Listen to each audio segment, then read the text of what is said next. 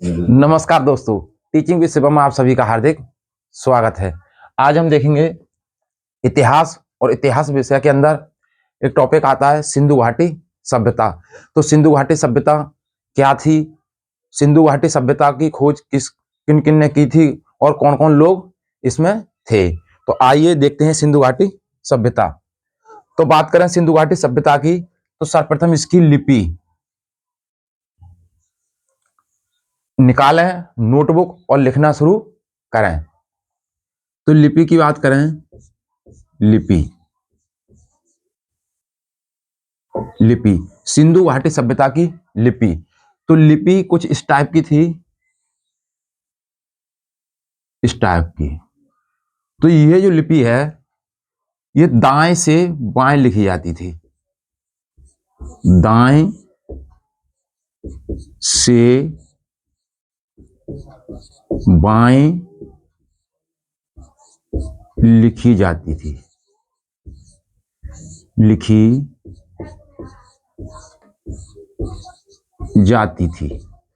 तो सिंधु घाटी सभ्यता की जो लिपि थी वो दाएं से बाएं लिखी जाती थी।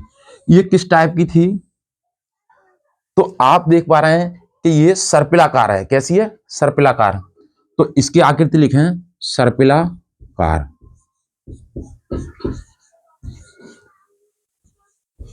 सर्पिलाकार।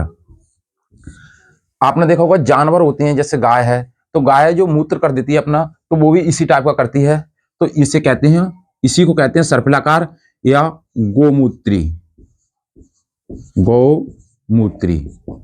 और इसी लिपि को कहते हैं ब्रष्टोफेदम।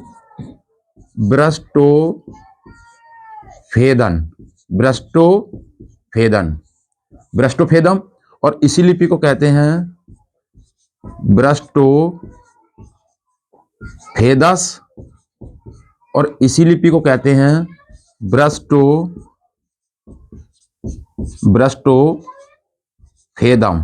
ब्रष्टोफेदम। तो आपसे पूछें भाई सिंधु घाटी सभ्यता की जो लिपि थी वो किस टाइप की थी, तो वो सर्पिलाकार थी, गोमूत्री थी, या ब्रष्टोफेदन, या ब्रष्टोफेदस, या ब्रष्टोफेदम। सिंधु घाटी सभ्यता की जो लिपि थी वो किस तरीके से लिखी जाती थी, तो सिंधु घाटी सभ्यता की जो लिपि थी वो दाएं से बाएं लिखी जाती थी। सिंधु घाटी सभ्यता की अगर बात करें तो इस पे मूल चिन्ह कितने थे? मूल चिन्ह, तो मूल चिन्ह कितने थे? तो सिंधु घाटी सभ्यता में जो मूल चिन्ह थे वो थे 64 थे। अगर बात करें मूल अक्षर, तो मूल अक्षर कितने थे? मूल अक्षर की बात करें तो वो थे 250 से 400, 250 से 400। तो सिंधु घाटी सभ्यता की जो लिपि थी वो सर्पिलाकार थी, गोमूत्री लिपि थी, ब्रष्टोफेदन, इसी लिपि को कहते हैं ब्रष्टोफेदन, ब्रष्टोफेदस या ब्रष्टोफेदम। कैसे लिखी जाती थी? तो दाएं से बाएं लिखी जाती थी, दाएं से बाएं लिखी जाती थी। मूल चिन्ह कितने थे? तो मूल चिन्ह इन पे देखा गया था, मूल चिन्ह थे 64। मूल अक्षर की बात करें तो 250 से और 400 तक इस पे मूल अक्षर थे। पढ़ने का प्रयास किया सर्वप्रथम, तो लिखें, हेड डालते जाएं, सर्वप्रथम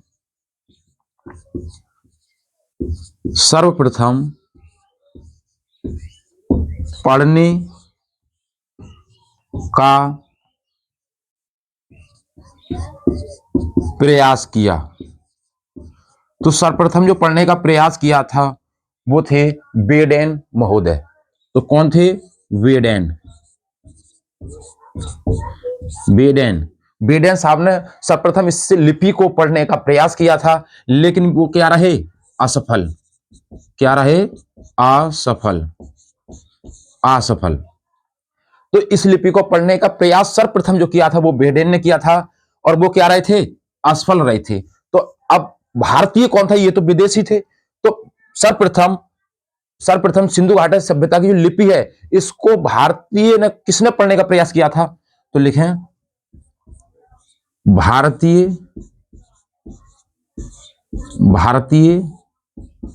ने सर्वप्रथम पढ़ने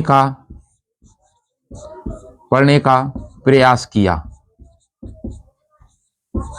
किया तो वो थे किया नटवर झा। कौन थे? नटवर झा। तो लिखें नटवर और झा। तो आपसे पूछे कि सर्वप्रथम सिंधु घाटी सभ्यता की लिपि को पढ़ने का प्रयास किया था, वो थे बेडन महोदय। वे असफल रहे, वे पढ़ नहीं पाए से। भारतीय कौन थे? भारतीय ने सर्वप्रथम पढ़ने का प्रयास किया तो वो थे नटवर झा। अब बात करें सिंधु घाटी सभ्यता का विस्तार।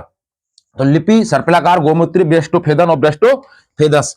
तो हेडिंग डालें सिंधु घाटी सभ्यता का विस्तार। सिंधु घाटी सभ्यता का विस्तार कि सिंधु घाटी सभ्यता का विस्तार कहां से कहां तक था और कौन कौन से देशों में था, वो देखें। तो सिंधु घाटी सभ्यता का विस्तार, अगर बात करें विस्तार की, तो सिंधु घाटी सभ्यता का जो विस्तार था वो 3 देशों में था।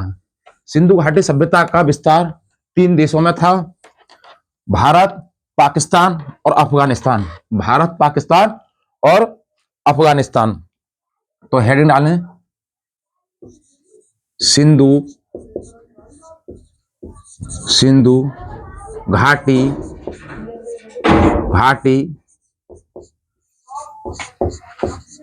सभ्यता का विस्तार। सिंधु घाटी सभ्यता का विस्तार तो कौन कौन से देशों में था? 3 देशों में। 3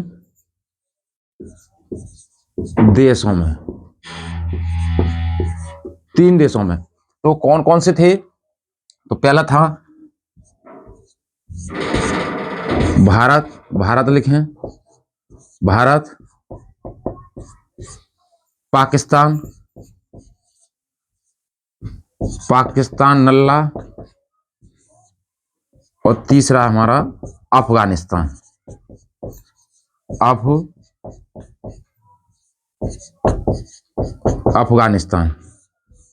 अफगानिस्तान।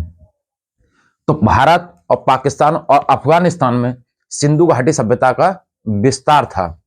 कौन कौन से क्षेत्र थे? भारत तो था, तो भारत में भी उसके कहीं स्थान है, अलग अलग स्थानों पर सिंधु घाटी सभ्यता का विस्तार था। पाकिस्तान है, तो पाकिस्तान में भी क्या था? अलग अलग स्थान है। अफगानिस्तान में, तो अफगानिस्तान की बात करें, कहां था इसका विस्तार? तो अफगानिस्तान।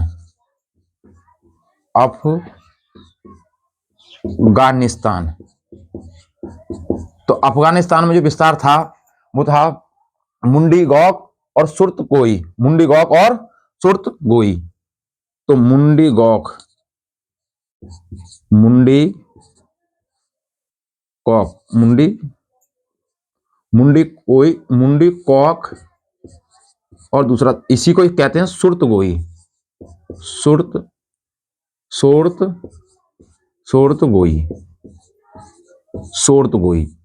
तो मुंडी गौक और सुर्तगोई।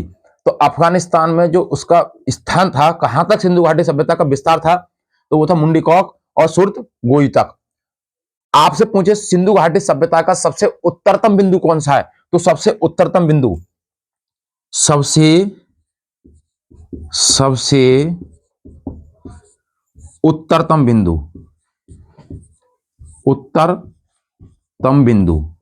सिंधु घाटी सभ्यता का सबसे उत्तरतम बिंदु कौन सा है? तो वो है मुंडी गौक या सुर्तगोई। अगर स्थान ना दे तो पूछे अफगानिस्तान। अफगानिस्तान में यहीं पे लिखें इसका विस्तार, किसका? सिंधु घाटी सभ्यता का। इसका विस्तार कम है। तो सिंधु घाटी सभ्यता का विस्तार सबसे कम किस देश में है? तो वो अफगानिस्तान में। किस देश में है? अफगानिस्तान में। सिंधु घाटी सभ्यता का सबसे अधिक विस्तार, तो यहां पे लिखें सबसे अधिक विस्तार।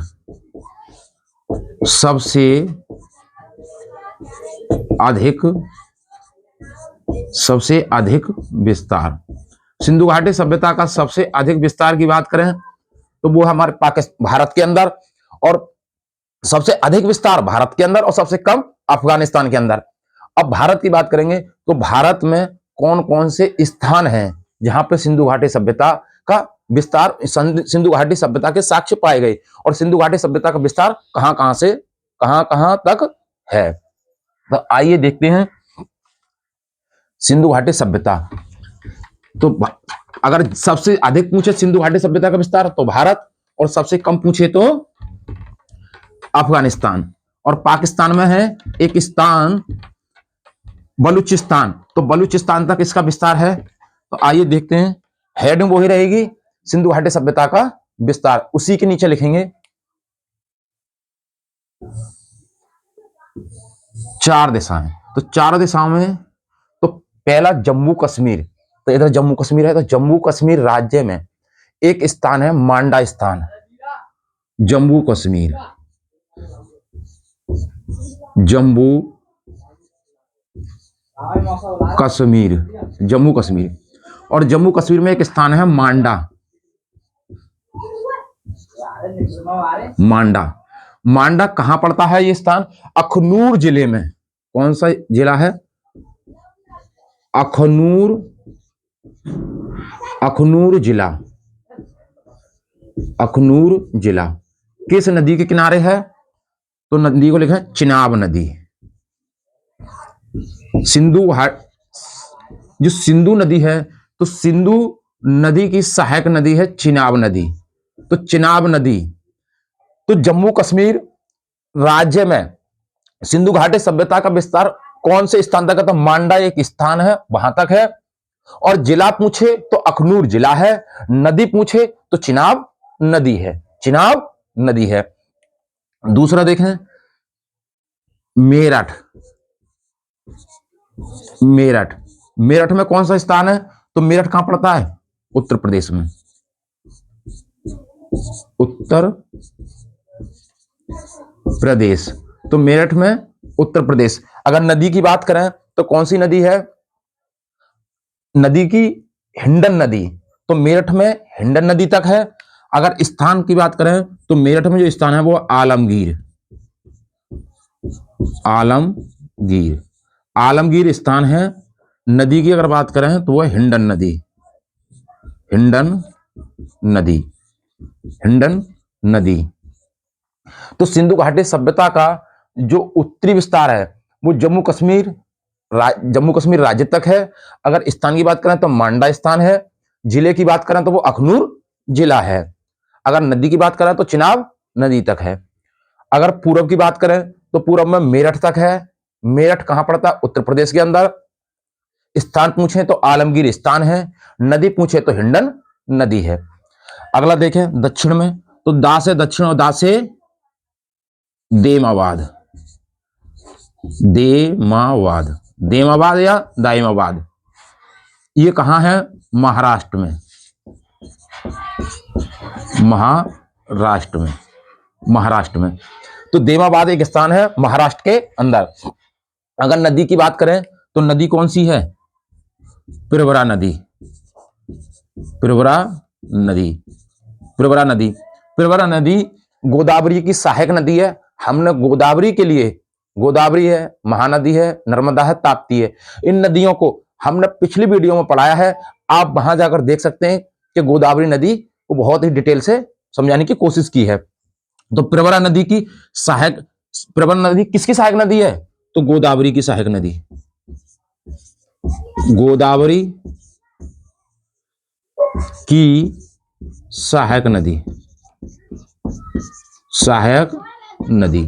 तो गोदावरी की सहायक नदी है कौन? प्रवरा नदी। तो प्रवरा नदी गोदावरी की सहायक नदी है।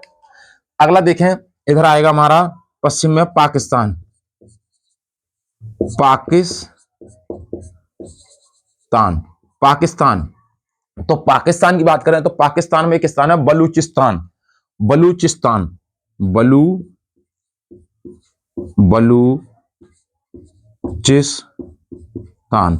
और बलूचिस्तान स्थान है। तो नदी की बात करें तो दस्क, दस्क या दास्क नदी, दास्क नदी। तो नदी कौन सी है? दस्क या दास्क नदी। स्थान की बात करें तो बलूचिस्तान स्थान है। अफगानिस्तान के बारे में हम बता चुके हैं कि अफगानिस्तान में कौन सा स्थान था, मुंडीगौक या सुर्तगोई, जो सबसे उत्तरतम बिंदु है।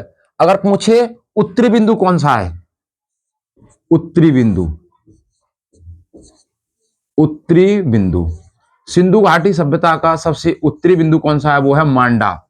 मांडा ना हो तो अखनूर जिला, अखनूर जिला ना हो तो चिनाब नदी, चिनाब नदी ना हो तो जम्मू कश्मीर। यदि पूछे सबसे उत्तरतम बिंदु कौन सा है, उत्तरतम, तो अफगानिस्तान। अफगानिस्तान के अंदर जो स्थान था अफगानिस्तान का मुंडीगौक और सुर्तगोई स्थान था। अगर उत्तरी बिंदु पूछे तो वो मांडा है, जम्मू कश्मीर राज्य के अंदर। अगला देखते हैं इसके अंदर कि इसका क्षेत्रफल कितना था। तो इसका क्षेत्रफल, क्षेत्रफल लिखें, क्षेत्रफल, क्षेत्रफल 12,99,600 वर्ग किलोमीटर। इसका जो क्षेत्रफल था वो इसका क्षेत्रफल, सिंधु घाटी सभ्यता का जो क्षेत्रफल था वो 12,99,600 वर्ग किलोमीटर तक फैला हुआ इसका क्षेत्रफल था। अगर बात करें अभी की वर्तमान में क्षेत्रफल, तो लिखें वर्तमान में क्षेत्रफल,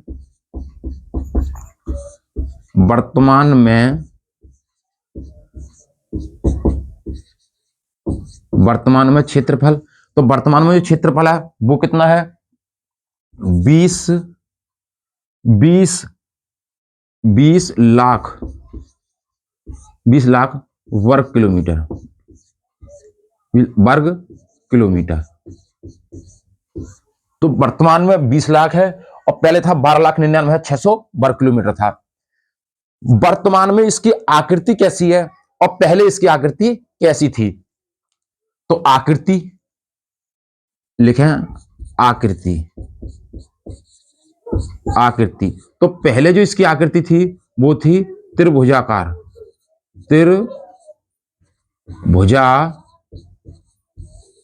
त्रिभुजाकार। तो पहले इसकी आकृति कैसी थी, त्रिभुजाकार। लेकिन वर्तमान में आकृति कैसी है, वर्तमान में आकृति, वर्तमान में जो आकृति है वो है षट चतुर्भुजाकार, षट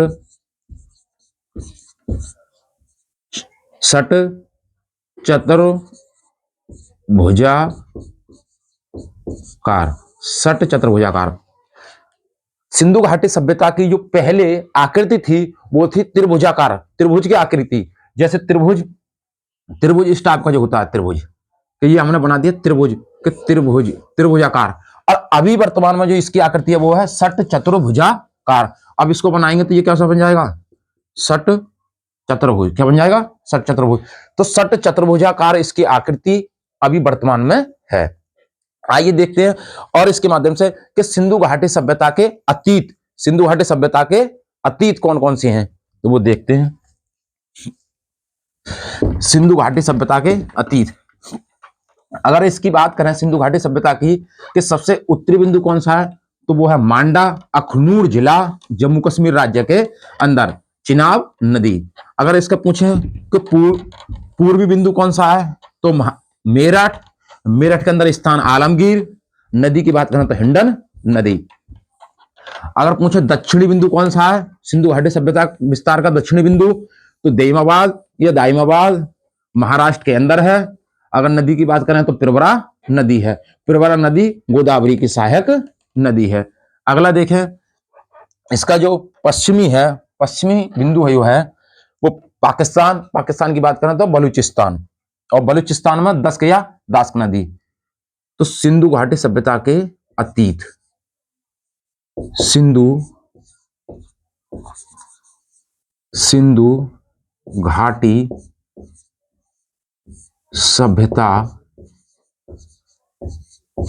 सभ्यता